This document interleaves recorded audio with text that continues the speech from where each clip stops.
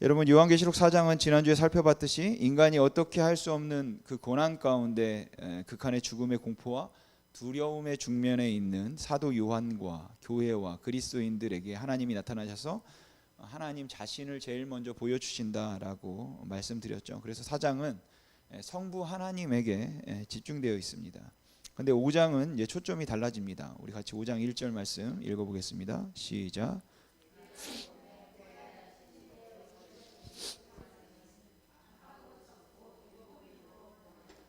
아멘. 여기 보좌라는 것은 왕권, 주권, 통치를 의미하니까 보좌에 앉으신 이는 하나님을 의미하겠죠. 그렇게 하나님께서 보좌에 앉아 계시는데 오른손에 두루마리를 가지고 계십니다.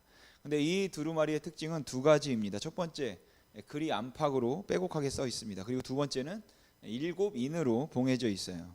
이게 사도 요한이 본 것입니다. 근데 여러분, 상식적으로 이 당시 두루마리는 뭐 파피루스 아니면은 뭐 가죽 뭐 이렇게 될 텐데, 일반적으로 두루마리 안과 박에 모두 글을 기록합니까?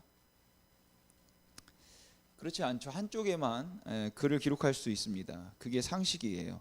그 당시 두루마리는 한쪽만 글을 쓸 수 있게 만들기 때문에 반대편에 안팎으로 쓸 수가 없죠. 그래서 원칙적으로 두루마리는 한쪽만 글을 기록하게 되어 있습니다.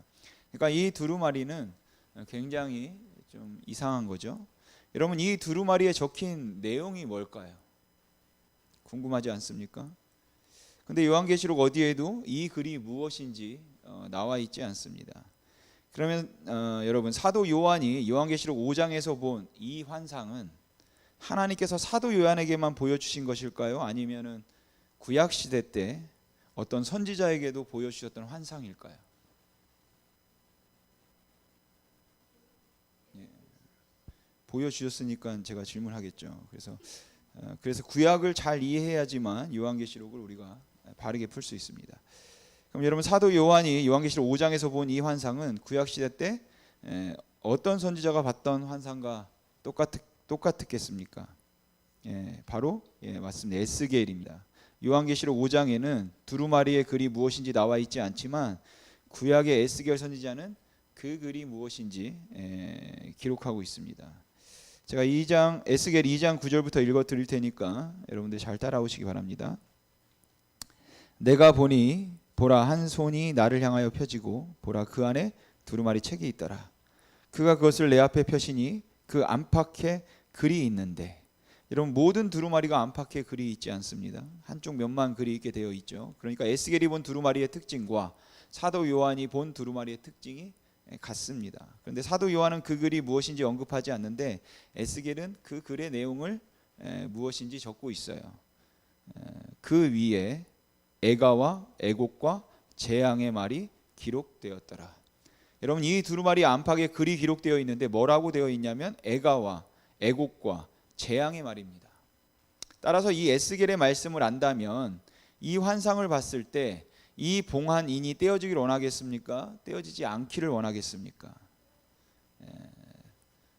떼어져서 이 두루마리가 펼쳐지면 이 땅 가운데 좋은 일이 생길까요? 안 좋은 일이 생길까요? 나쁜 일이 생기겠죠. 왜냐하면 거기는 애가와 애곡과 재앙의 말이 기록되어 있기 때문입니다. 그러니까 이 두루마리는 펼쳐지면 안 됩니다. 이 이해를 가지고 우리가 요한계시록으로 다시 가는 것이죠. 우리 같이 5장 오늘 읽은 본문 1절에서 4절 말씀 다시 한번 읽어보겠습니다. 시작. 내가 봄에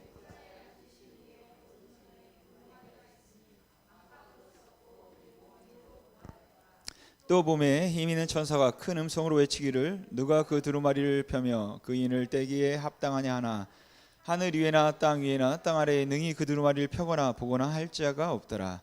그 두루마리를 펴거나 보거나 하기에 합당한 자가 보이지 아니하기로 내가 크게 울었더니. 그러니까 누구도 하나님 앞에 나가서 하나님 그거 한번 줘보십시오, 제가 한번 읽어보겠습니다 라고 감히 하나님에게 말할 사람이 아무도 없습니다. 근데 5절을 보시면 장로 중에 한 사람이 내게 말하되 울지 말라, 유다 지파의 사자 다윗의 뿌리가 이겼으니. 여러분, 이분이 누군가요? 예수 그리스도죠. 그러니까 예수 그리스도가 이겼으니 그 두루마리와 그 7인을 떼시리라. 즉 예수 그리스도께서 하실 수 있다, 이렇게 말하는 것입니다. 계속해서 7절을 한번 읽어보겠습니다. 시작. 두루마리를 취하시니라. 아멘.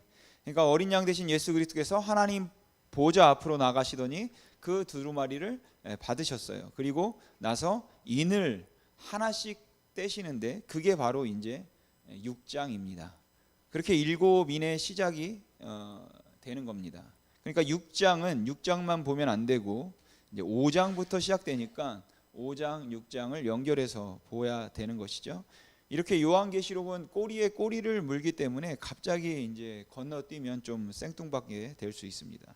아무튼 이제 4개의 사이클 가운데 첫 번째 사이클인 7인을 우리가 좀 풀어보도록 하겠습니다. 먼저 7개의 인 중에 4개의 인을 좀 보도록 하죠. 그렇게 보는 이유는 이제 5번째는 다르기 때문에 그렇습니다.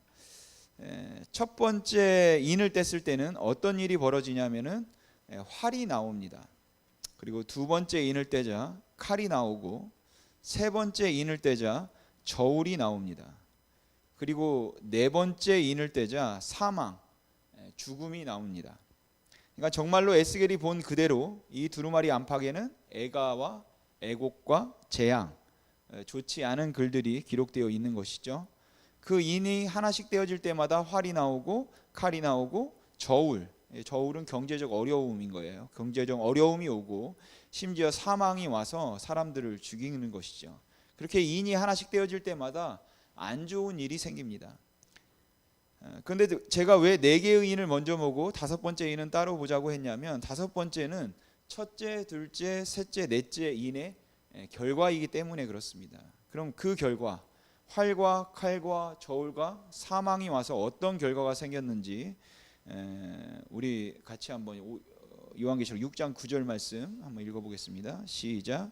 5째 인을 떼실 때에 한 이의 말씀과 그들이 가진 증거로 말미암아 죽임을 당한 영혼들이 제단 아래에 있어. 아멘. 여러분, 그 결과가 어떤가요? 죽임을 당했습니다.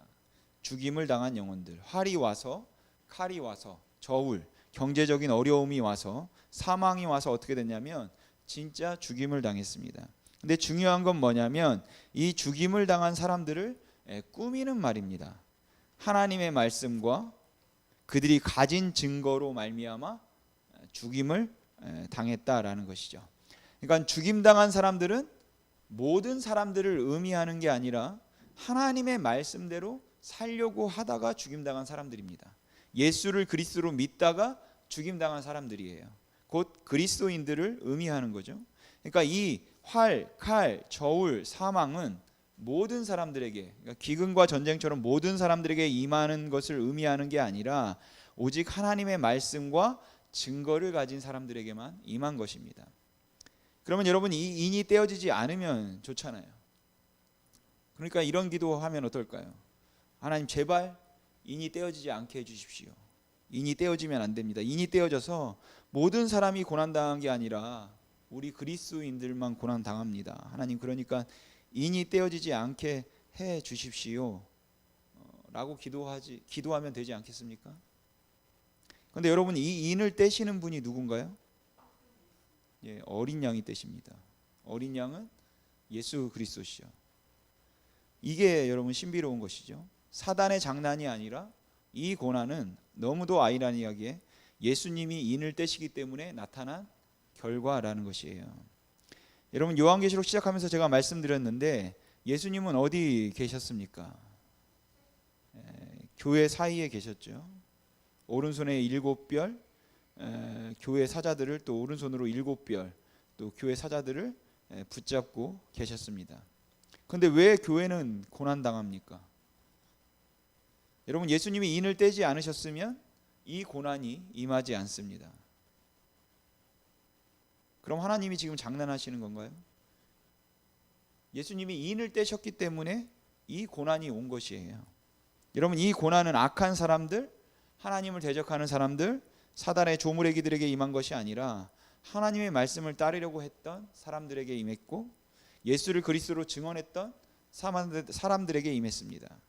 그런데 너무 아이러니하게 그 인을 떼신 분은 예수님이십니다. 그러니까 이 고난에는 이유가 있을까요, 없을까요? 이유가 있겠죠. 그럼 좀 더 우리가 더 깊이 들어가 보도록 하겠습니다. 활, 칼, 그 저울, 경제적인 거, 또 사망으로 말미암아 그들이 하나님의 말씀과 증거로 말미암아 죽임당한 사람들이라고 되어 있습니다. 그렇다면 이 죽임당한 사람들은 사도 요한이 요한계시록을 기록하는 시점을 기준으로 그 이전에 구약시대 때 죽임당한 성도들을 의미할까요? 아니면 사도 요한 당시 때 도미티안 박해로 말미암아 죽임당한 사람들을 의미할까요? 아니면 앞으로 죽을 신약시대의 성도들을 의미할까요? 좀 바꿔서 말하면 그럼 이 고난은 사도 요한이 요한계시를 기록하고 있는 시점을 기준으로 구약시대 때 하나님의 성도들을 괴롭혔던 그 고난을 의미할까요? 아니면 도미티안 박해를 의미할까요? 아니면 앞으로 올 박해를 의미할까요? 사실 세 가지 모두로 해석해도 뭐 그렇게 무리는 없습니다. 근데 성경을 해석할 때 중요한 건 뭐냐면 일관성이죠. 나는 뭐 6장은 이렇게 할 거고 12장은 저렇게 할 거다. 그렇게 하면 안 되죠. 1장부터 끝장까지 일관되게 성경을 해석하는 것이 굉장히 중요합니다. 그래서 이 세 가지 중 우리는 한 가지를 선택해서 이제 풀어야 하는 것이죠. 그런데 앞에서부터 해석해 온 것과 일관성이 있어야 하니까 거기에 맞춰서 선택해서 거기에 맞게 선택해서 이제 풀어보도록 하겠습니다. 제가 요한계시록 시작하면서 뭐라고 말씀드렸냐면 이런 상징을 사용할 때는 반드시 말하는 사람이 듣는 사람들이 오해하지 않도록 안전한 장치를 해놓는다 이렇게 말씀을 드렸죠. 여러분 이 죽임당한 사람들을 수식하는 말이 뭐냐면 하나님의 말씀과 그들이 가진 증거로 말미암아 죽임을 당했습니다. 근데 사도 요한이 이 6장 9절의 표현을 1장에서도 씁니다. 누구한테 쓰는지 한번 보시죠. 1장 9절 말씀 우리 1장 9절 말씀 제가 읽어보겠습니다. 나 요한은 너희 형제요 예수의 환난과 나라의 참음에 동참한 자라. 그 다음 잘 보십시오. 하나님의 말씀과 예수를 증언하였으므로 표현이 똑같죠. 그래서 요한은 지금 pat모라는 섬에 있는데 두 가지 이유 때문입니다. 하나님의 말씀과 예수 그리스도를 증거했기 때문에 예수를 그리스도로 증언했기 때문입니다. 근데 요한이 말하는 거죠. 나랑 똑같은 이유 때문에 죽임당하는 사람들이 있다. 그게 6장 9절이에요. 그러니까 이 죽임당한 사람들은 사도 요한 당시 사도 요한과 동일한 고난을 받고 있는 그 사람들을 의미하는 것이죠. 그래서 이 활, 칼, 저울, 사망 이 네 개의 이는 사도 요한 당시 도미티안 박해를 묵시문학적으로 표현한 것이고 그 박해로 말미암아 죽임당한 그리스도인들이 바로 다섯 번째 인인 것입니다. 근데 중요한 것은 이게 아니라 이제부터 나옵니다. 이제부터가 중요해요. 이 하나님의 말씀과 그들이 가진 증거로 말미암아 죽임당한 사람들이 도대체 어디 있냐라는 것이에요. 그게 핵심입니다. 여러분 하나님의 말씀과 그들이 가진 증거로 말미암아 죽임당한 사람들이 어디에 있습니까? 제단 아래에 있죠. 그럼 이게 무슨 의미일까요? 여러분 그들이 제단 아래에서 죽었습니까? 그렇지 않죠. 그들은 어디서 죽었습니까? 카타콤에서 죽었고 경기장에서 죽었고 산에서 죽었고 로마에 들어오는 초입길에 묶여서 불에 타서 죽었고 길거리에서 죽었고 감옥에서 죽었습니다. 근데 하나님은 뭐라고 말씀하시냐면 하나님의 말씀과 그들이 가진 증거로 말미암아 죽임당한 영혼들이 제단 아래에 있다는 것이에요. 그리고 이게 일곱인의 핵심입니다. 여러분 레위기에 의하면 이스라엘 백성들이 짐승을 가져와 제사를 드립니다. 그럼 정말 제단 아래에 피가 놓이는지 한번 보죠. 출애굽기 29장 10절에서 12절 말씀 같이 읽겠습니다. 시작.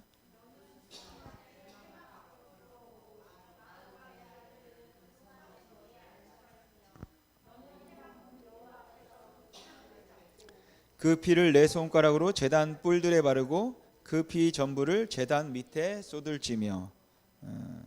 하나만 더 보겠습니다. 정말 제단 아래 진짜 피가 놓이나?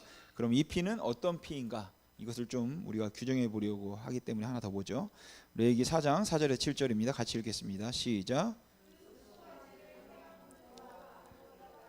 그 숫송아지의 머리에 안수하고 그것을 여호와 앞에서 잡을 것이요 기름 부음을 받은 제사장은 그 숫송아지의 피를 가지고 회막에 들어가서 그 제사장이 손가락에 그 피를 찍어 여호와 앞 곧 성소의 휘장 앞에 7번 뿌릴 것이며 제사장은 또 그 피를 여호와 앞 곧 회막 안 향단 뿔들에 바르고 그 송아지의 피 전부를 회막 문 앞 번제단 밑에 쏟을 것이며. 아멘. 여러분 제단 밑에 이렇게 피를 쏟습니다. 그런데 이 피는 무슨 피인가요? 그냥 아무 짐승의 피나 붓는 건가요? 그렇지 않죠. 아무 짐승이 아니라 제단 아래에 피를 쏟는 짐승은 하나님께 제물로 드려지는 짐승의 피만 쏟는 것입니다.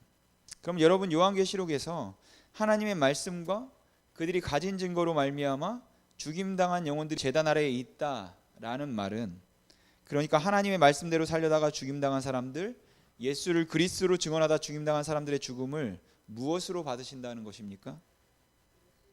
제물로 받으시겠다라는 것이죠.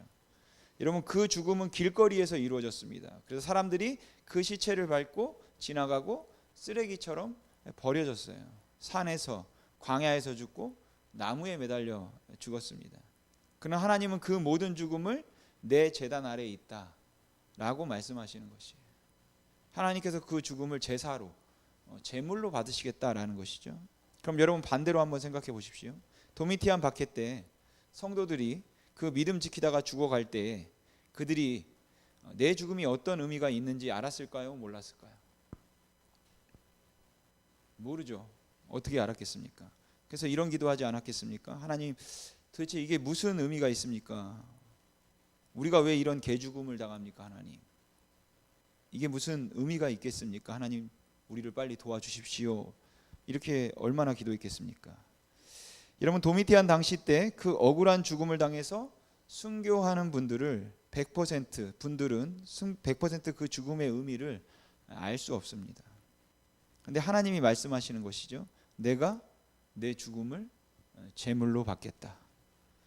그러면 좀 더 우리가 좀 들어가 보도록 하겠습니다. 여러분, 제사를 드리면 제사를 드리는 사람, 그 다음에 제물, 제사장이 있어야 합니다.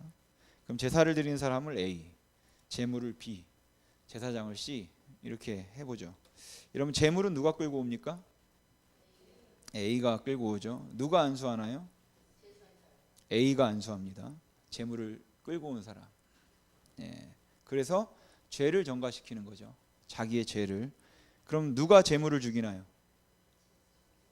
A가 죽입니다. 제사 드리는 사람이 죽여요. 다 예전에 한번 했던 내용인데 전혀 다시 한번 나중에 다시 한번 설교하도록 하겠습니다. 그래서 제사장이 그 제물을 번제단 위에 올려놓습니다. 근데 하나님은 이 제물이 지금 누구라고 말씀하시는 거냐면은 하나님의 말씀과 그들이 가진 증거, 즉 예수를 그리스도로 증거했던 성도들이라고 말하는 것이에요. 근데 이 도미티안 박해 때 이 성도들을 누가 죽이나요? 로마 군인이 죽이죠.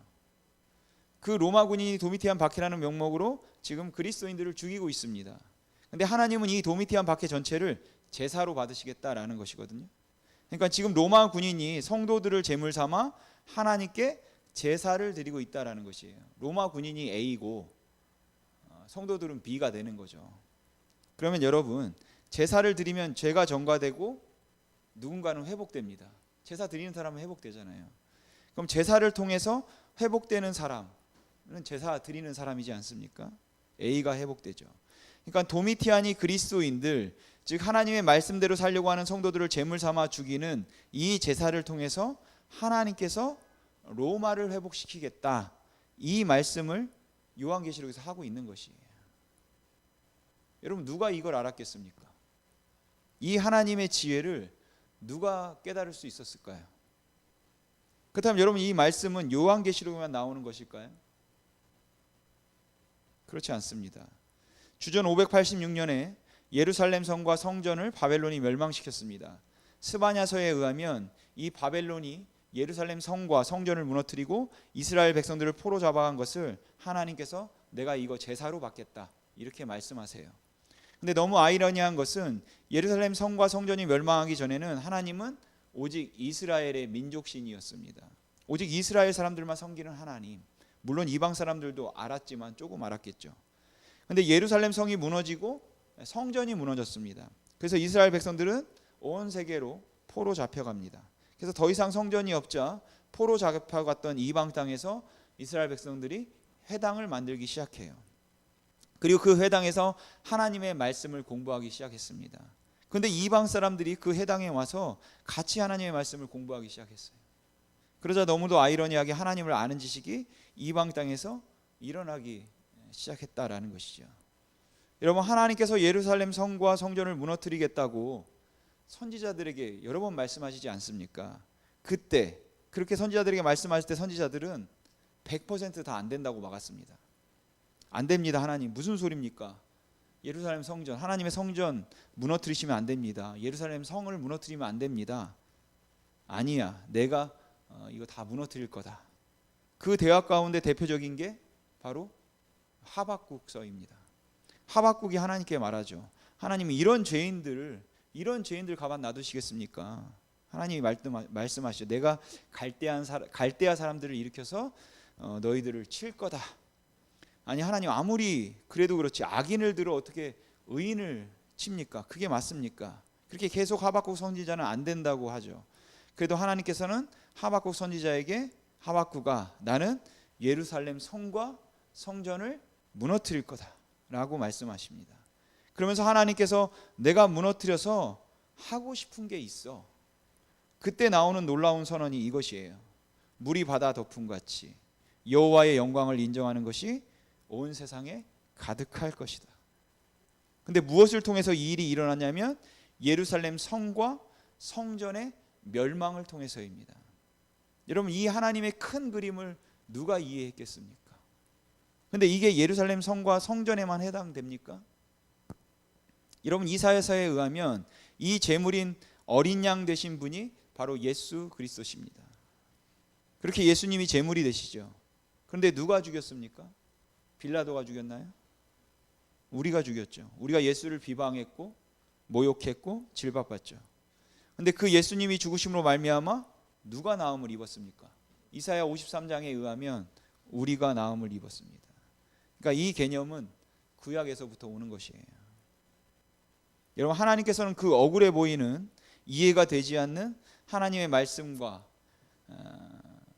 그들이 가진 증거로 말미암아 처참한 죽임을 당하는 그 그리스도인들의 죽음을 제물로 받으시겠다는 것입니다.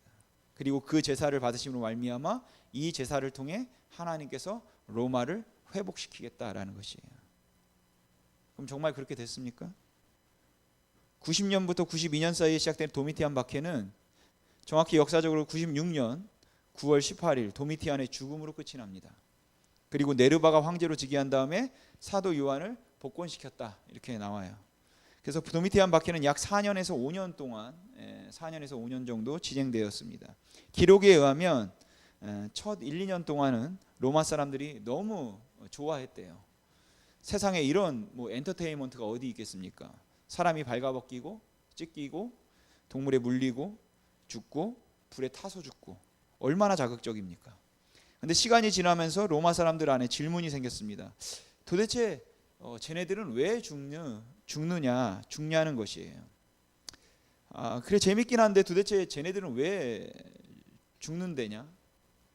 쟤네들은 도미티안이 신이 아니고 사람이래. 아니, 당연하지, 도미티안이 무슨 신이야, 사람이지. 근데 그것 때문에 죽는 거야? 쟤네들은 예수가 신이래. 야, 쟤네들 바보 아니냐? 아니, 어떻게 그것 때문에 자기 목숨을 버리냐?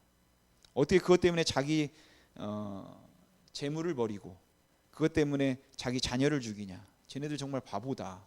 그러면서 이상한 질문이 생기죠. 쟤네들 참 희한하다, 대단하다 라고 생각하면서 그렇게 박해가 끝나버립니다. 그리고 정말 이 박해로 말미암아 그리스도인들이 이 땅에 얼마 남지 않게 됩니다. 또한 믿음 없는 사람들은 다 떠나버려요. 그리고 나서 100년대로 넘어갑니다. 문헌에 의하면 이 당시 로마는 음란의 극치를 달리고 있었다고 해요. 그래서 로마에 처녀가 없었다, 이렇게 기록되어 있습니다. 그래서 법적으로 결혼한 내 아내가 낳은 자식을 아버지는 8일 동안 결정할 수 있었다고 해요. 죽일지 살릴지. 왜냐하면 내 아내가 낳은 애가 내 애란 확신이 없었기 때문입니다. 그 정도로 상상을 초월하게 음란했다라는 것이죠. 근데 로마 제국에 소문이 납니다. 아니야, 처녀가 있대. 여러분, 누구겠습니까? 그리스도인들의 딸들입니다. 그런데 희한하죠. 로마 사람들이 그걸 믿기 시작합니다. 쟤네들은 믿을만해. 그래, 쟤네들은 미친 것들이야. 말도 안 되는 것 같고 죽어. 예수면 껌뻑 죽는 애들이야 라는 것 때문에, 이 도미티안 박해 때문에 그냥 그리스도인들의 딸들을 처녀다, 이것을 믿습니다. 그래서 100년 때부터 로마의 귀족들과 왕족들을 중심으로 그리스도인들의 딸들을 며느리 삼습니다. 여러분, 자녀들은 아버지가 양육하나요? 어머니가 양육합니까? 보통은 어머니가 양육하죠. 그래서 200년대가 되자 로마의 귀족과 왕족의 대부분은 그리스도인이 됩니다. 그리고 300년대가 되자 곧바로 로마는 기독교를 공식 인정하죠. 그래서 모두는 아니겠지만 일부 학자들은 이 시작을, 이런 로마의 기독교의 시작을 도미티안 박해 때부터라고 봅니다. 여러분, 누가 이것을 알았겠습니까? 이 고난을 통해 하나님께서 로마를 회복시키실 것이라는 것을 그 당시 누가 알았을까요? 여러분, 고난 없으면 회복이 없는 것입니다. 십자가 없는 영광은 없는 것이에요. 죽음을 통해서 생명이 오고, 여러분, 희생을 통해서 생명이 주어지는 것입니다. 사랑하는 성도 여러분, 도미티안 박해 때 하나님의 말씀과 예수를 믿는 증거로 말미암아 죽임 당하던 사람들은 자기들이 왜 죽는지 절대 이해 못했을 겁니다. 그런데 신실하신 하나님께서 그 모든 것들을 합력하여 선을 이루셔서 그것이 하나님께 제사가 되게 했고, 그 죽음으로 말미암아 그 악랄한 로마를 회복시키셨습니다. 혹시 여러분들 가운데, 물론 죄 때문에 당하는 고난은 아닙니다. 그건 빨리 여러분 회개하십시오. 그런 죄 때문에, 욕심 때문에, 쾌락 때문에 당하는 고난 말고 하나님의 말씀대로 살려고 하기 때문에 당하는 그 고난, 어려움, 내가 더 좋은 자리 갈 수 있었지만, 더 많은 돈을 받을 수 있었지만, 아니야, 그거 하면 안 된다 하며 하나님 말씀 때문에 포기했던 그 재정, 그 자리, 여러분, 그런 거 여러분 부끄러워하지 마십시오. 그게 영광입니다. 예수 때문에 당하는 고난, 예수 때문에 당하는 버려짐, 예수 때문에 당하는 그 거절, 여러분, 우리는 복음과 함께 여러분 고난 받기를 우리는 결정해야 하는 것입니다. 오늘 우리가 이런 기도 제목으로 우리가 기도했으면 좋겠습니다. 하나님, 내 삶이, 내 모든 삶이 주님의 기쁨이 되게 해 주시옵소서. 그냥 내 모든 삶이, 그 고난도, 그 어려움도, 그 좋음도 주의 기쁨이 되게 하시고 하나님께서 사용하시는 삶이 되게 해 주십시오. 여러분, 그냥 돈 조금 던져놓고, 제가 지금 헌금을 폄하하는 게 아니니까 오해하지 마십시오. 헌금도 저는 중요하게 여기는 사람입니다. 그런데 여러분, 돈 던져놓고 내가 그리스도인으로서 해야 하는 의무를 다했다고 여러분 저버리지 마시기 바랍니다. 여러분, 하나님 앞에 헌신, 헌금 이런 것도 중요하지만 그것보다 더 중요한 것은 내가 그렇게 사는 것이에요. 그리스도인으로서 합당한 삶, 예수 때문에 당하는 고난 가운데도 하나님을 향한 신뢰를 놓지 않는 삶, 어떤 상황에서도 하늘의 소망으로 살아가는 그 삶, 저와 여러분이 그러한 삶이 되어서 그 삶이 제사가 되고 누군가를 회복시킬 수 있는 그런 하나님이 기뻐 받으시는 산제사, 하나님의 기쁨이 되는 삶이 되기를 주님의 이름으로 소망합니다.